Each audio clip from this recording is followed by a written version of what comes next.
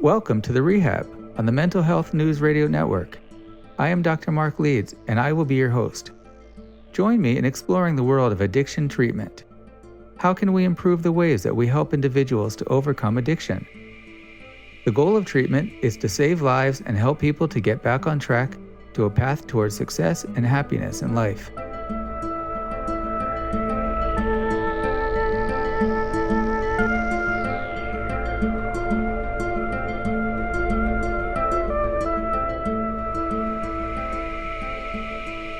Dr. Bryan E. Robinson is an author, psychotherapist, professor, and researcher. Dr. Robinson conducted the first research studies on children of workaholics and the effects of workaholism on marriage and the family. He developed the work addiction risk test and is widely recognized as being one of the world's leading experts on workaholism. He is the author of Chained to the Desk, a guidebook for workaholics, their partners and children, and the clinicians who treat them. And currently he has a new book out, Chill, Turn Off Your Job and Turn On Your Life. Dr. Bryan E. Robinson, thank you for joining me on the Rehab Podcast. Thanks, Mark. It's great to be here. The name of the book, by the way, is #Chill. That hashtag is important in front of the word chill because it kind of brings it up into 2019. Some people in the Midwest have been calling me, asking about pound chill. That symbol used to be known as the pound sign, but now it's #Chill just to give it a little more emphasis. But the whole idea of the book is, as you say, I've written about workaholism before, and what I'm seeing is how many more people are starting to take on some of the profile of the workaholic. They're not full-blown workaholics, but I'm seeing so many people who are up to their eyeballs in work or up to their eyeballs in doing something. The subtitle is Turn Off Your Job and Turn On Your Life, and your job can be fully gainfully employed. It can be if you're a student. It could be if you're a stay-at-home mom or dad. It could even be if you're a retiree. What I'm seeing is even people who are retired are so caught up into biting off too much and overdoing it that even they're burning out. So I wanted to write a book that would apply to everybody, from workaholics on one end to people who just are trying to do everything, which is impossible, on the other end, and whoever is in between. So #Chill is not just about kicking back and watching the Super Bowl with friends and having a beer or lying by the pool with your favorite drink.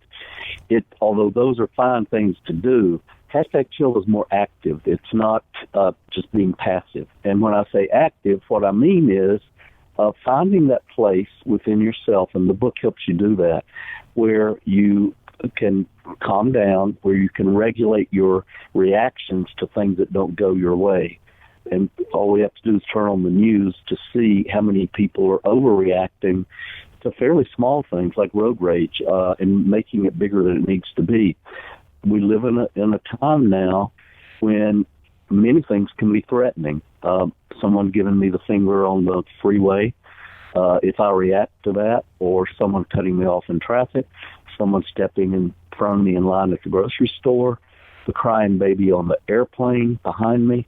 And you see on the news people reacting to all these things. So #Chill is about taking a breath, stepping back, and learning that there is a space between what irritates us and our reaction to it, and finding that space. Most of us are on autopilot, and we're just hurrying and rushing and zooming across it. We don't even realize there is a space there. But as you become aware that there is this space, you can take a breath and you can choose how you want to respond in a situation instead of just automatically reacting like a rat in a maze. And we're human beings. We're not. We are animals, but we have higher intelligence. So the book is really about paying attention to what's going on inside of you, finding that place where you can make a conscious choice instead of just reacting, and you're going to feel better inside your skin. I'll give you an example. I was coming back from Atlanta. I live in Asheville, North Carolina. I was on the freeway here in Asheville. As I got off the exit ramp, I casually looked over, and the woman who had been in front of me in a little red car gave me the finger and the ugly facial gesture. I have no idea what that was about, nor do I focus on that too much. What I focus on is what was going on inside of me. And this is the key. Instead of focusing outside of us, #chill is about looking inside and regulating your actions. I saw my anger coming toward me, and he was saying, "Tell the bitch to go to hell." And I'm thinking, gosh, I don't want to do that. That's not me. I'm driving this car. My anger is not driving this car. So I stopped it. One of the things we do in this book is I teach people to talk to their parts. We call them parts, like your anger, your control, your fear, your worry. And what it used to be, people who talk to themselves were considered crazy. That's totally reversed now in mental health. We're encouraging our patients to pay attention to their parts, talk to them, because it separates you from them as you dialogue with them. So I said to my anger, I know you want to do that. I know you're upset, and that's perfectly fine, but that's not who I want to be in the world. And what happens is my anger calms down. That's just one little example of what I call self-regulation that immediately put me into what I call chill. I felt calm. I felt more confident. I felt more in charge of myself. Felt like I just made a touchdown. So it's an incredible feeling when we're able to, despite what's going on around us, to stay in ourselves or stay in chill. And so there is this place that as you practice these tools in the book, over time you start to find yourself more in that place. And it's a wonderful feeling. And plus, you're going to live longer. You're going to have fewer health problems. You're going to feel better. You're going to be happier, and overall have a general sense of well-being. And that's great. And I believe you also talk about meditation, of being in a state of meditation, even when you're out walking around or doing your daily activities. Right. And what most of us are doing when we're out walking around or driving our car somewhere is we're thinking about the future. We're not in the present moment. Or we're thinking about the past, regretting maybe something we've done, or anticipating what's on our schedule or what we've got to get ready for. That keeps us in a constant state of tension. It keeps the gas on. It keeps us, it can create more anxiety, more worry. The key here is to take 5 minutes a day, at least 5, it can be more, and step back out of the rat race and put yourself in the present moment. Now, a lot of people say, well, what the heck does that have to do with anything? That's not going to help me get my job done or get my tasks accomplished. Oh, yes, it is. Because it's going to give you more clarity. It's going to slow you down a little bit. It's going to help the outcome of whatever you're trying to get done be a higher quality. This is from the research. This is not just my opinion. And it's going to give you that overall sense of being in your skin and feeling good on the inside. So 5 minutes a day, one of the things I do is meditate. But the key is to go inside. And whether you pray, meditate, here's one little taste of what I'm talking about. If everybody listening will take 1 minute, one little minute, and listen to every sound they hear around them. It can be traffic in the distance, an airplane going over, the heating system, voices in the background, your own gurgling stomach. Whatever you're hearing, for 1 minute, focus on as many different sounds as you can. And here's what will happen. After you're through, I wouldn't ask you, what did you hear? I would say, what do you notice inside? The key is to go inside. And what you will notice is your muscles are a little looser. You feel calmer. Your heart rate slowed down. Your breathing is slowed down. You just meditated. Now, that 1 minute feels great.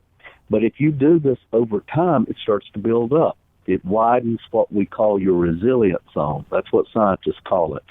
And what that means is, in times of obstacles or disappointments, or if somebody rubs you the wrong way, you're able to handle that with more calm, more clarity, and more curiosity, and not get caught up in the adrenaline and the cortisol that clogs your veins, can lead to heart attack, and can cause you to feel bad on the inside.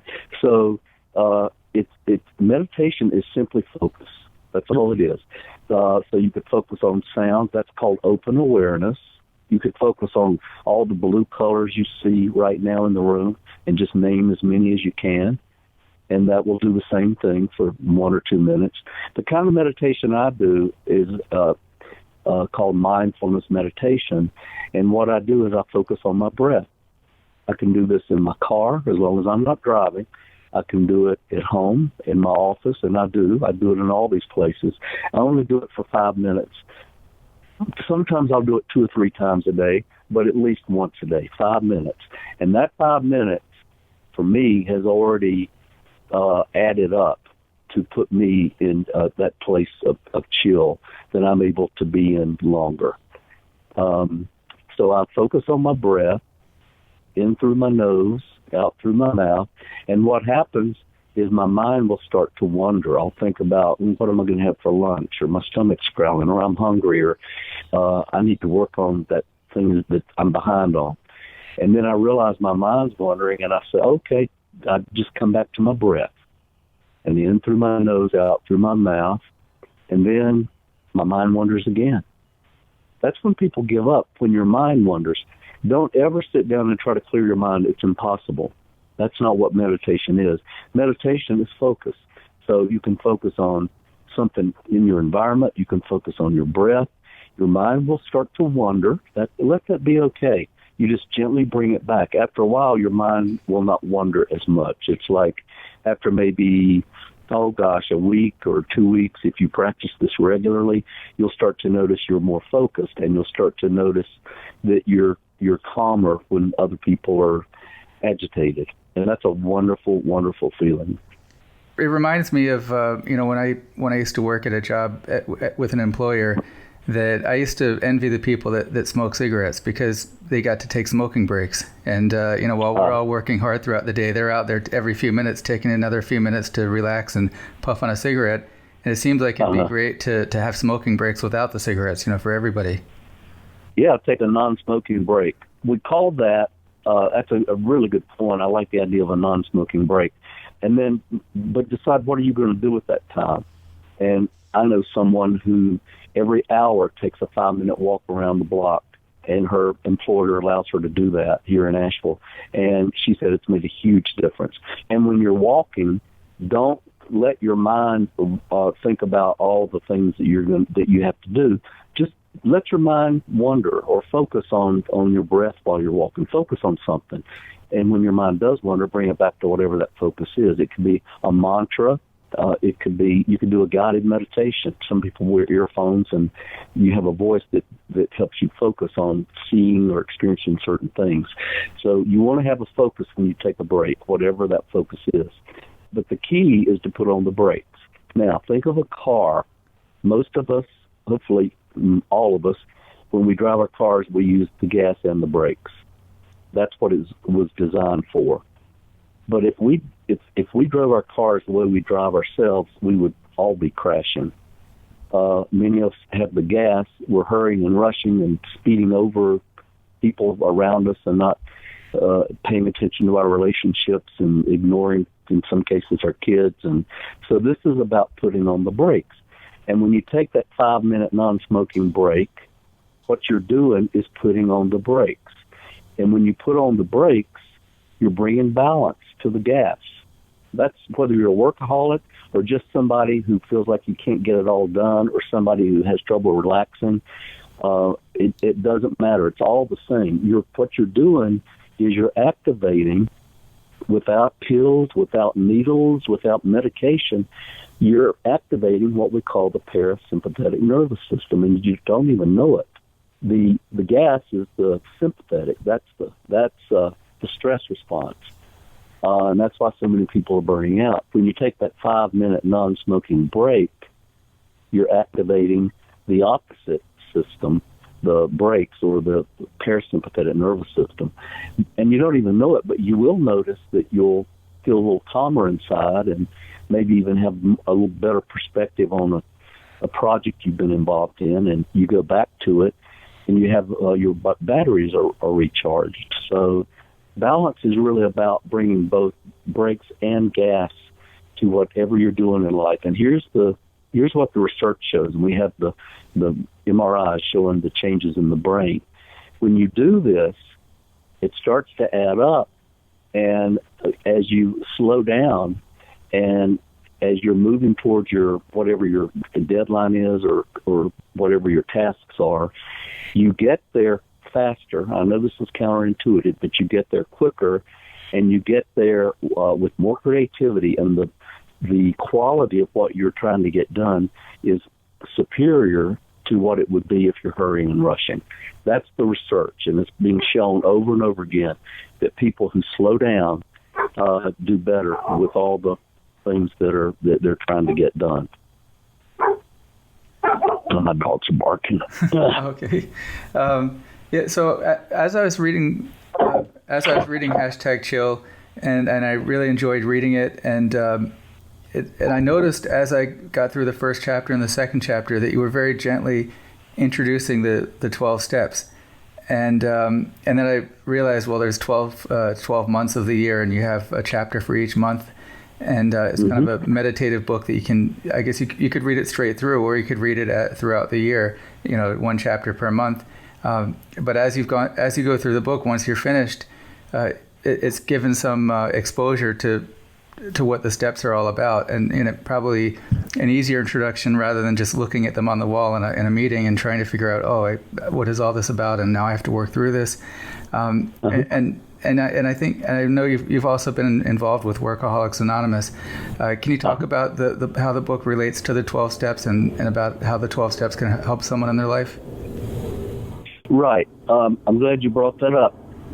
There are 12 chapters, and each chapter deals with the month of the year, and within the chapter are short readings. So this is the kind of book you can pick up and for 1 minute and then put down, or pick it up at any month. It like if this is February and you buy the book now, you can start in February. You don't have to start with January. You can start wherever is relevant for you.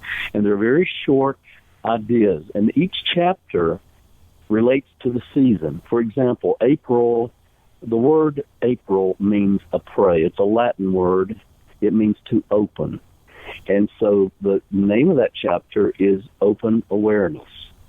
It's becoming more aware of what's going on in the present moment, bringing your mind into the present.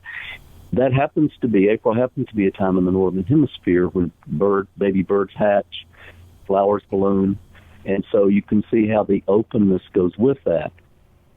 At the same time, the very last reading in each chapter goes along with one of the 12 steps. So that's the fourth step. And the fourth step is making a fearless inventory of yourself without judgment, just with curiosity, and looking at your, what I call tall comings and your shortcomings, and admitting that to yourself. That's the fourth step. So each step goes along with the title of the chapter and the theme of the season. So it's all related. At the end of each chapter, each month, there are takeaways. These are just one-liners that kind of summarize the book. And these are little quick things, I call them micro-chillers, that we file away in the back of our mind. And during the day, if we have an obstacle or if something happens that rubs us the wrong way, instead of reacting, we have that reminder, that takeaway that helps us stay on the launch pad instead of going off into the wild blue yonder. And then at the very end of the book, there are 366 chillers, one for each day of the year. In fact, Barnes & Noble has put that on their website, and for each month now, they're putting up one of the readings out of the book for people to read, and it's all free, of course. But yeah, that's how the book is arranged. And the micro chillers, just to kind of give you an example when you're doing some of the readings, are little exercises you can perform, like make a to-be list alongside your to-do list. And usually when I say that, people go blank. Well, what in the world is a to-be list? They don't even know where to start. But if I say, well, tell me your to-do list, I mean, they would rattle it off really quickly. So it makes you start to think about your life in a different way. And this starts to stick with you. It widens I call it the wide angle lens. So if I make a to-be list, to go along with the deadlines and the projects that I have. A to-be list might be, I'm going to watch the sunset this afternoon. I'm fortunate enough to live in the mountains and have a beautiful view of the western sunsets this time of year. And so as that happens, I just sit there and look at it and just notice how I'm feeling inside. That calmness and the clarity and that creativity comes out of that. We have creative thoughts when we're doing nothing. That's one thing. The other thing, of course, is the 5 minutes of meditation I do a day. Those are two examples of what are on my to-do list. And then as you do that, you start to think more along those lines. You start to make a commitment to having more of those times in your day when you can do nothing. And most of us don't think that way. We're busy doing. But what that does, it brings the balance to the doing. So you have the being and you have the doing. And then the shortcomings I mentioned before, that's a word I made up. If you make a list of your shortcomings, that brings balance to the shortcomings. So if I just go around thinking of all my shortcomings, I'm going to feel like crap. But if I balance that out with, okay, what am I good at? What are my talents? What are my character positive attributes? And as I list those, it brings balance to that negativity. You start to stack your positivity deck by being honest about who you are. It's really not honest just to think of ourselves in a negative way. That's not honest at all. And so you throw modesty out the window and you start to look at yourself from a bird's eye view and really say to yourself what other people would say about your talents and your abilities and your skills. That's really important for us because, again, it helps you sink into that chill place. If I just go around putting myself down and calling myself names, it keeps me out of that place. It makes me feel bad on the inside. Most of us are on autopilot, and we're masturbating, is what I call it. That's one of the readings in the book. When we masturbate, we say, I must, I have to, I should, I ought to. And we don't even know what we're doing, but we're putting pressure on ourselves. And that pressure keeps us out of the chill spot, the sweet spot. So instead, you can say, I want to, I plan to, I will, I could. So these are ways of speaking to ourselves with more compassion. And again, it raises that chill factor. It helps you feel better about yourself on the inside and makes you feel like that you're in charge of your life.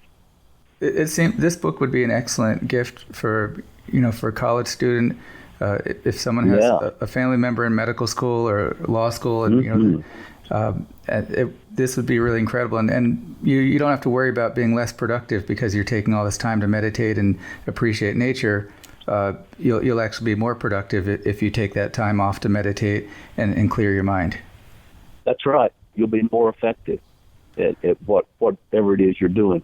Now, a lot of people, when I say take time to meditate or take time to go inside, their hands go up and they say, I can't add one more thing to my list.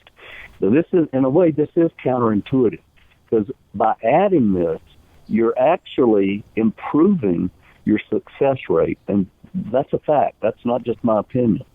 So by taking that time out, you're bringing more energy to your life. You're bringing more clarity. So if we just work, or just go with the gas, we get fatigued. There's something called decision fatigue. But if you take that time out, it replenishes you, it refuels you. So you have more clarity, more calm, more curiosity. Notice these are all C words. You have greater creativity that's automatically unleashed when you take this time out, which is going to make you more successful and the end product better.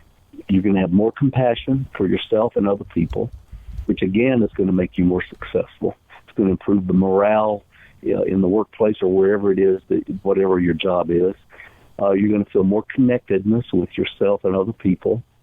You're going to feel, notice again, these are all C words, and you're going to have more confidence. And you're going to, I don't know if those are all 8 or not, but there are a total of 8 C words that automatically occur as a byproduct of being in chill. They automatically occur, but you don't even have to have that as a target, they will just start to show up and you'll start to notice them. And in addiction, they usually talk about the C's of addiction, things like craving, compulsion, consequences, lack of control. So now we have the good C's. Yeah, and these are the flip side. These are the C's that automatically start to show up when you practice some of these tools in the book, and you start to feel yourself in that place of chill. It's a place inside of us. It's a sweet spot. And the more you practice it, the more you find yourself there from day to day. My goal for 2019 is to forgive people who get in my way, because it's the people who get in our way that causes us to go off the launch pad. And when we do that, it makes us feel bad inside. It also has a negative biochemical effect on us. It clogs the arteries. It can lead to heart attack. It creates gastrointestinal problems. When we react that way, it causes, it lowers our immune system, compromises our immune system. And the other thing is, and you can see this in an MRI, people who take that 5 minutes, and they've done this with people who meditate regularly, their hippocampus, which is the part of the brain responsible for memory, does not shrink as you get older. Normally, if you don't have any kind of internal 5-minute tool, and if you're rushing and hurrying, what happens is your hippocampus shrinks over time. And what that means is you have poor memory, especially short-term memory. It starts to affect your mind, your brain. People who meditate, they don't have that issue.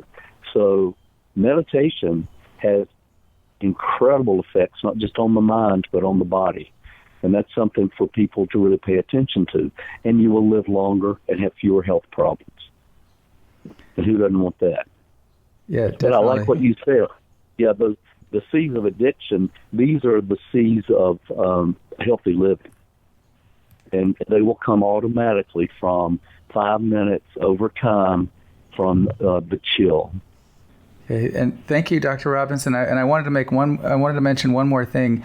You have a really nice, soothing voice, and for people that want to read the book and feel that they don't have time to sit down and read, you are the narrator of the audiobook on Audible, and I listened to the sample, and I'm going to download it because it's really nice to hear the book read to me in your very soothing voice. So thank you for that. Yeah, the publisher, HarperCollins, insisted that I read it, and turned out I'm pretty pleased with the final product, but I appreciate your saying that. It's very kind of you. I wanted to let everybody listening know that they can go on my website, and you can take a test called How Chill Are You? It's free, and you just click on the button, and it will give you the test and automatically score it for you, and the score will tell you where you are on the chill scale, and it's free, of course. And then there are resources that you can read. You can order the book on the website. You can read some of my Psychology Today blogs, and all that's free. So there are a lot of resources there. You can see how chill you are. You can order the book, and you can also contact me. Anybody who would like to get in touch with me, all the information is on the website. Oh, and by the way, that's BryanRobinsonBooks.com. BRYAN, BryanRobinsonBooks.com. Thank you again, Dr. Robinson. I appreciate you joining me on the Rehab podcast, and thank you again for everything. My pleasure, Mark. Thank you for having me. Thank you for joining us today on The Rehab on the Mental Health News Radio Network. I hope that you have found this show to be interesting and useful. If so, please subscribe to the Rehab podcast and share on social media. I appreciate your taking the time to listen to The Rehab.